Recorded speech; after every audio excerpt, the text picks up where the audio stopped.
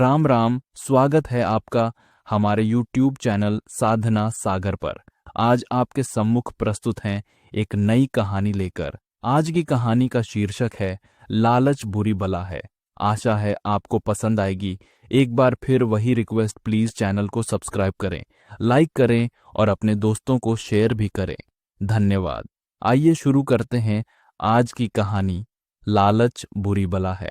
किसी वन में एक बूढ़ा बाघ स्नान कर हाथ में कुसा लेकर एक राहगीर से कहने लगा, ओ भाई जाने वाले, इस सोने के कंगन को ले लो, ये मेरे किसी काम का नहीं।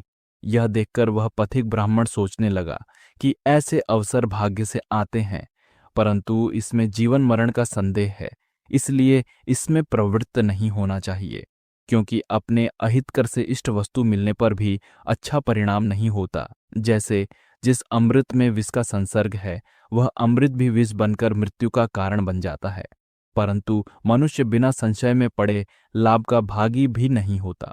यह सोचकर राहगीर ने बाघ से कहा, कहाँ है सोने का कंगन? बाघ ने हाथ पसारकर सोने का कंगन राहगीर को दिखला दिया। सोने का कंगन देखकर राहगीर ने बाघ से कहा, तुम हिंसक पशु हो, तुम्हारा कैसे विश्वास करूं? व्याघ्र बोला, युवावस्था में मैं बहुत दुराचारी था। अनेक गौ ब्राह्मण मनुष्यों को मारने से मेरे पुत्र और स्त्री सब मर गए। तब किसी महात्मा ने मुझे उपदेश दिया कि आप दान धर्म कीजिए। उन्हीं के कहने से मैं स्नान कर दान दे रहा हूं। मेरे नाखून और दांत सब टूट गए हैं, मेरे ऊपर विश्वास करो। जैसे रेगिस्तान में वर्षा तथा भूखे को दिया हुआ भोजन सफल होता है, वैसे ही निर्धन को दिया हुआ दान सफल होता है। तुम निर्धन हो, इसलिए यह कंगन तुम्हें दान कर रहा हूं, क्योंकि रोगी के लिए दवा लाभदायक होती है। जो लोग बीमार ही न हों, उन्हें दवा की क्या जरूरत? इसलिए मुझ पर विश्वास कर तुम इस तालाब में स्नान कर यह सोने का कंगन ले लो। बाघ की बातों पर विश्वास करके वह राहगीर ज्यों ही स्नान करने के लिए तालाब में घुसा, वह कीचड़ में फंस गया और निकल न सका। उसको कीचड़ में फंसा देखकर, अच्छा मैं निकालता हूं, यह कहकर बाघ ने धीरे धीरे उस राहगीर के पास जाकर उसको पकड़ लिया। तब वह राहगीर विचार करने लगा कि जो लोग अपने ज्ञान का उपयोग नहीं करते, उनका ज्ञान भी एक बोझ की तरह ही होता है। इसलिए मैंने अच्छा नहीं किया जो एक हिंसक पशु का विश्वास कर लिया।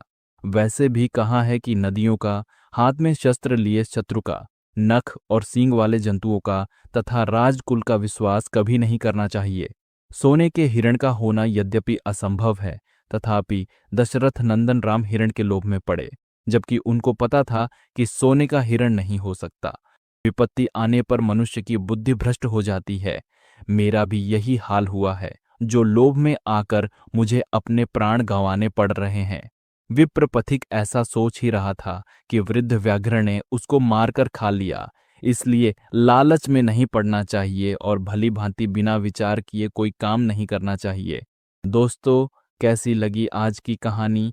कमेंट करके हमें जरूर बताएं। चैनल सब्सक्राइब नहीं किया हो तो कर दें, लाइक और शेयर भी कर दें। अच्छा, अगले एपिसोड में फिर मुलाकात होगी। जय श्री राम।